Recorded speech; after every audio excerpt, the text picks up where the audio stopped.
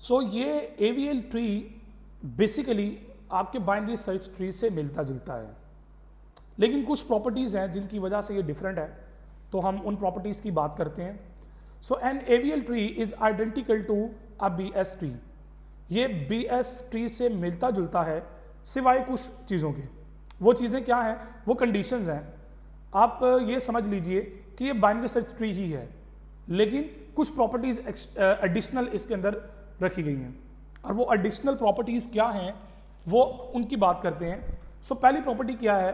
Height of the left and right subtree can be differ by at most 1, कि ज़्यादा से ज़्यादा इन दो left subtree and right subtree, इन दोनों की जो हाइट है ना वो 1 के साथ डिफर कर सकती है। मतलब -1 हो सकती है या 1 हो सकती है, 0 हो सकती है।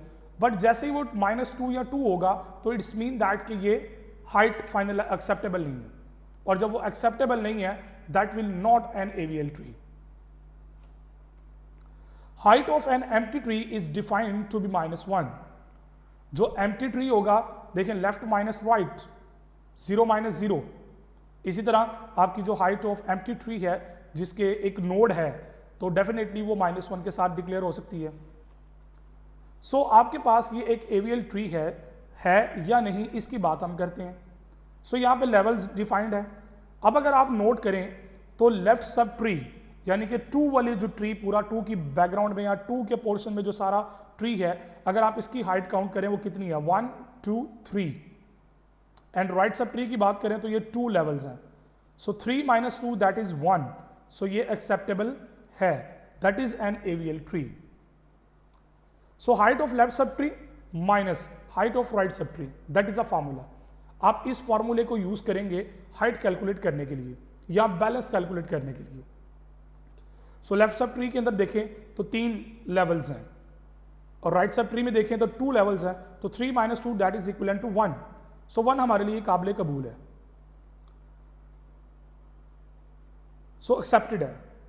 So that is not an AVL tree. अब क्यों नहीं है आप नोट कर लें, left sub tree minus right sub tree, तो देखें 3 - 1 दैट इज 2, और हमने बात की कि एट मोस्ट ज्यादा से ज्यादा जो है वो 1 और कम से कम -1। 3 स्टेट्स हमने फाइनलाइज की, 0 1 एंड -1।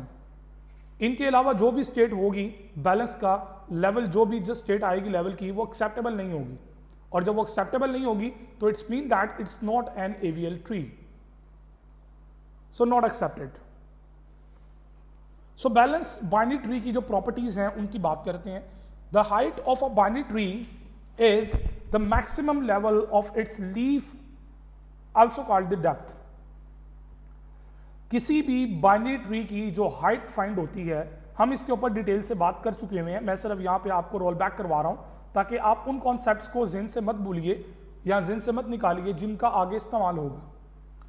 तो हाइट बाइनरी ट्री की क्या होती है कि जो लीफ नोड है किसी भी ट्री के अंदर वो मैक्सिमम किस लेवल पे है, या डेप्थ को कह लें तो जो डेप्थ होती है एक्चुअली वही हाइट होती है आपके बाइनरी ट्री की।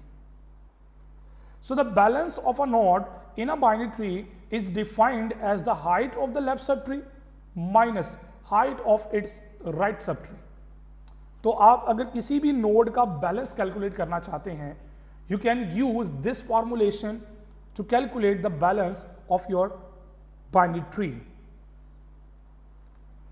Here, for example, is a balanced tree for each node has an indicated balances like 0, -1 and 1। तो 3 तरह के डिफरेंट बैलेंसेस एक्सेप्टेबल है हमारे लिए, इसके अलावा जितने जो भी बैलेंस आएगा वो एक्सेप्टेबल नहीं होगा। So like you can see that मैंने यहाँ पे इन नोड्स में वैल्यूज की बजाय इनके बैलेंसेस लिखे हैं। अब आप कैलकुलेट करके चेक करें, हम यहाँ से स्टार्ट होते हैं, इसका लेफ्ट और राइट दोनों एम्प्टी हैं, तो 0 - 0 दैट इज इक्वल टू 0। अब इस नोड पे आ जाएं, एक लेवल इधर है एक लेवल इधर है, तो 1 - 1 दैट इज 0। अब इस नोड पे आ जाएं, 1 और 2 दो लेवल है, यहाँ पे एक लेवल है, so it's mean that 2 - 1 that is equal to 1। अब आ जाए इस लेवल पे, 1 2 3 इधर लेवल है, 1 2 3 4, तो 3 - 4 दैट इज इक्वल टू -1। इस तरह हर एक नोड का बैलेंस कैलकुलेट किया तो हमें अंदाजा हो चुका है कि दैट इज एक्सेप्टेबल फॉर्म, ये हमारे लिए एक्सेप्टेबल फॉर्म में है, क्योंकि किसी भी नोड का जो बैलेंस है वो -1 से कम नहीं है और 2 से ग्रेटर नहीं है, 1 से ग्रेटर नहीं है। So that's why it's an AVL tree. So ये जो बैलेंस्ड बाइनरी ट्री होता है उसे हम AVL ट्री कहते हैं। So insertion and effect on balance, जब आप इंसर्शन करते हैं तो आपके क्या क्या ऐसे इफेक्ट हैं जो बैलेंसेस पे आ सकते हैं। सो लाइक दिस, यहां पे मैंने U और B के साथ जो है वो डिफाइन किया प्रॉपर्टीज को, यानी कि अगर आपके पास ये ट्री है और इसके अंदर जो इंसर्शन पॉइंट्स हैं वो U और B's है, यानी कि तमाम U's एंड तमाम B's, all B's and all U's, अगर आप इनको देखें तो ये वो पॉइंट्स है जहां पे इंसर्शन पॉसिबल है। अब इनके अंदर जहां पे B मेंशन है, इट्स मीन दैट कि अगर आप B वाले पॉइंट पे इंसर्शन करते हैं तो इट्स मीन दैट कि बैलेंस आउट नहीं होगा, बैलेंसेस चेंज जरूर होंगे बट बैलेंस आउट नहीं होगा, इम्बैलेंस नहीं होगा, अनबैलेंस नहीं होगा आपका ट्री। और जहां पे U है, अगर वहां पे कहीं आप इंसर्शन करेंगे तो डेफिनेटली आपका जो बैलेंस है वो ट्री का आउट हो जाएगा, आउट ऑफ ऑर्डर हो जाएगा। तो जब आउट ऑफ ऑर्डर होगा तो वो एक AVL ट्री नहीं रहेगा। तो उसका AVL ट्री होने के लिए प्रॉपर्टी रिक्वायर्ड है कि जनाब तमाम नोड्स का जो बैलेंस है वो 0, 1 एंड -1 की फॉर्म में होना चाहिए। इसके अलावा कोई भी अगर नंबर आता है तो वो एक्सेप्टेबल नहीं है। तो U एंड B's यहां पे मैंने मेंशन कर दिए। Tree becomes unbalanced only if the newly inserted node if is a left descendant of the node that previously had a balance of 1। वो तमाम नोड्स जिनका बैलेंस 1 है, अगर उसके लेफ्ट साइड पे अगर आप इंसर्शन करेंगे तो क्या होगा, वहां पे प्रॉब्लम क्रिएट होगी। जैसे कि आप देख सकते हैं U1 से U8, ये वो तमाम है जिनकी पेरेंट नोड का जो बैलेंस है वो 1 है। लाइक अगर इसमें U1 टू U4 की बात करूं तो ये इसका पेरेंट है ना, जिससे राइट सबट्री की तरफ जा रहे हैं हम, तो ये इसकी रूट है। इसकी रूट के मुताबिक अगर U1 से U4 पे कहीं पे इंसर्शन करेंगे तो कन्फर्म सी बात है कि इसका बैलेंस आउट हो जाएगा, ये अनबैलेंस हो जाएगा।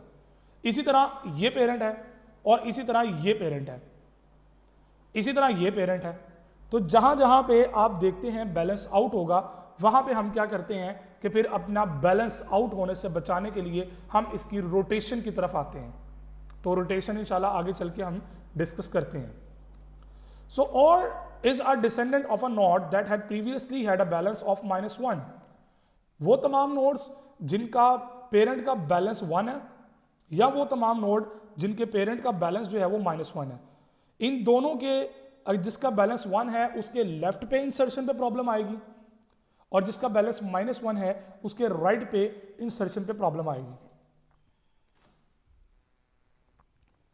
सो लाइक दिस आप देख सकते हैं रेड कलर के जो सिंबल्स हैं जो U1 टू U8 हैं, इनके लेफ्ट साइड पे शिफ्टिंग होगी या लेफ्ट साइड पे प्रॉब्लम आएगी, और जो ऑरेंज कलर में आप देख सकते हैं इनके राइट पे प्रॉब्लम आएगी।